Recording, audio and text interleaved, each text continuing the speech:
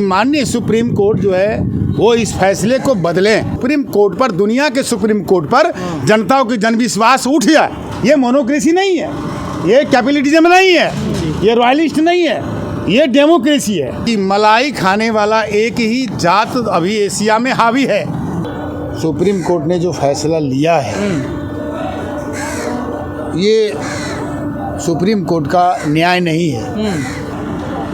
आरक्षण पे दुनिया भर बात उठ रही है, भारत से बाहर भी आरक्षण पे बात हो रही है, एशिया में बात उठ रही है। जनसंख्या के आधार पर जो प्रतिनिधित्व का व्यवस्था होना चाहिए ये सभी को मिल जाए, ये फैसला कर दें कि क्या अब जिसकी जनसंख्या जितना हो उनकी उतनी भागीदारी की जरूरी है कि नहीं। राज्य के सभी जगहों में, यानी सेंट्रल गवर्नमेंट से लेकर के लोकल गवर्नमेंट तक होनी चाहिए, सुप्रीम कोर्ट से लेकर के लोअर कोर्ट तक होनी चाहिए। रिजर्वेशन को लेकर के उसमें वर्गीकरण होना चाहिए और क्रीमी लेयर का भी सजेशन दिया है। इसको आप इस फैसले को कैसे देख रहे हैं? देखिए, ये सुप्रीम कोर्ट ने जो फैसला लिया है ये सुप्रीम कोर्ट का न्याय नहीं है। इस पे सुप्रीम कोर्ट को बड़ा गंभीरता से सोचना चाहिए। बाबा साहब के दिए हुए बातों को, संवैधानिक बातों को, संविधान में जो लिखी हुई बातों को, ये भारत की अंदर की मामला है। लेकिन बाबा साहब को मानने वाले दुनिया में बहुत लोग हैं और अभी आरक्षण पे दुनिया भर बात उठ रही है, भारत से बाहर भी आरक्षण पे बात हो रही है, एशिया में बात उठ रही है। हर देशों में, पाकिस्तान में रिजर्वेशन का बात उठ रहा है, बांग्लादेश में उठ रहा है, श्रीलंका में, भूटान में उठ रहा है, नेपाल में बहुत कड़ी रूप से उठ रहा है बातों को, भागीदारी को लेकर के। तो माननीय सुप्रीम कोर्ट को इसको ऐसा सोच के आगे बढ़ना चाहिए था कि अभी जात व्यवस्था पूरे ख़त्म नहीं हुई। जात व्यवस्था के कारण होने वाले जो सभी काल का जो विक्टिमाइज है, डिस्क्रिमिनेशन है, उसको ख़त्म ना होने दे करके उससे पहले ही ये जजमेंट आना अच्छा बात नहीं है। कहा जा रहा है कि जैसे यूपी है, यूपी में जाटव चमार खा गए सारी मलाई, बिहार में पासवान खा गए, और जी महाराष्ट्र में महार खा गए, और जी राजस्थान में मीणा खा गए, ऐसे आरोप लगाए जा रहे हैं सर। ये देखिए, मैं बता रहा हूँ, ये जातिवादी मानसिकतावादी लोगों का ये काम है। यदि क्रीमियर लगाना है तो अंधविश्वास और पाखंडवाद और जातिवाद पर भी लगाओ। क्रिमिनल लगाना है तो जिसकी जनसंख्या जितनी हो भारी उनके दे दो भागीदारी। ये देश सबका है, भारत देश सबका है। हम ही सुझाव दे सकते हैं कि हमारा नेपाल और भारत का ब्लड रिलेशन है ना, खून का रिश्ता है। तो हम ये निवेदन करना चाहते हैं माननीय सुप्रीम कोर्ट से कि ये जो जनसंख्या के आधार पर जो प्रतिनिधित्व का व्यवस्था होना चाहिए ये सभी को मिल जाए, ये फैसला कर दें। पहली फैसला तो ये ज़रूरी है। और दूसरा ये निवेदन करना चाहूँगा कि जितने भारत के एडवोकेट लॉयर्स हैं वो 1 लाख केस सुप्रीम कोर्ट में दर्ता करें और इस पर हम चर्चा करें कि क्या अब जिसकी जनसंख्या जितना हो उनकी उतनी भागीदारी की जरूरी है कि नहीं। राज्य के सभी जगहों में, यानी सेंट्रल गवर्नमेंट से लेकर के लोकल गवर्नमेंट तक होनी चाहिए, सुप्रीम कोर्ट से लेकर के लोअर कोर्ट तक होनी चाहिए, है कि नहीं।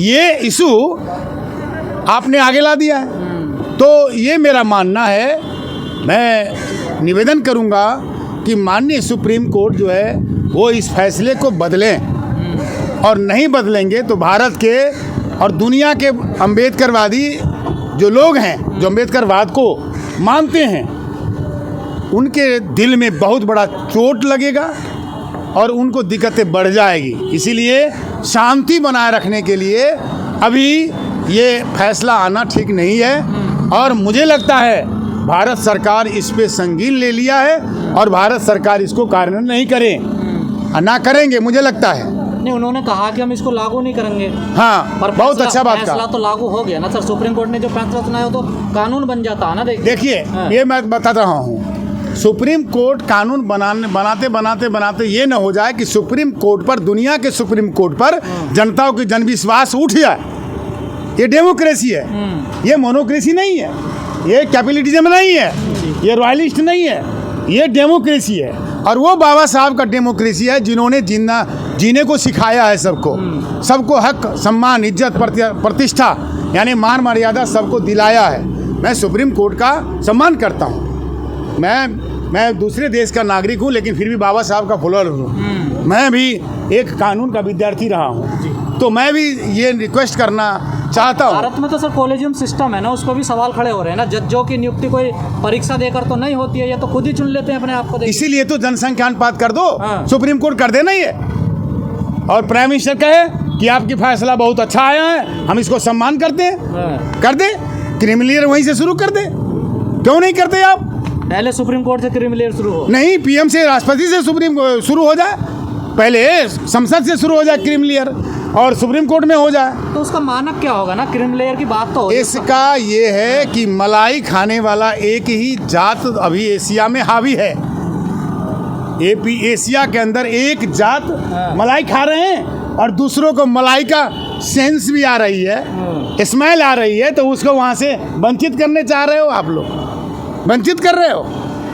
क्या है जनसंख्या? अगर सरकार कह रही है कि इस फैसले को हम लागू नहीं करेंगे, तो अध्यादेश क्यों नहीं ला रही है वो? ये बात सरकार से भी पूछना चाहिए, और मैं रिक्वेस्ट करता हूँ कि अध्यादेश ला करके इस जो जजमेंट है इसको सबके हितों में, जो चीज़ जनसंख्या अनुपात में होने वाली बात है वो जनगणना करा करके तुरंत ही दे दिया जाए। SC ST के जो सांसद हैं वो भी एक बार मिलकर कोई उनका भी कोई बात रवैया कोई नजर। देखिए, SC ST OBC का जो सांसद हैं, इन सांसदों को अपने पार्टी प्यारा है, अपने लीडर प्यारा है, और यही चलते आया है भारत में। माननीय कांसीराम साहब की जो अवस्थाएं थी, है ना, आज वो अवस्था नहीं रह गई है। माननीय भारत के पूरे जो पूर्व मंत्री, प्रधानमंत्री लोग जो हैं, उनकी भी चाहना थी, इच्छा थी, लेकिन वो भी रह गई। तो आज ये मुझे मानना है कि जो सिचुएशन आ गई है सुप्रीम कोर्ट का, ये पूरे ठीक नहीं है, ये गलत है। ये भारत के लोग कह रहे हैं, और सब लोग ये कह रहे हैं कि ये जो अवस्थाएं हैं भारत का, सुप्रीम कोर्ट का जो निर्णय है वो समय अनुकूल नहीं है, प्रतिकूल है, समय के प्रतिकूल, और ये अच्छा नहीं है। नेशनल दस्तक की आपसे गुजारिश है कि अगर इसको बचाना चाहते हैं तो नेशनल दस्तक को सब्सक्राइब करने के लिए रेड कलर के सब्सक्राइब बटन को दबाएं, फिर बेल आइकन की घंटी दबाएं। नेशनल दस्तक को बचाने के लिए बहुत जरूरी है कि हर खबर को शेयर करें, लाइक करें, कमेंट जरूर करें।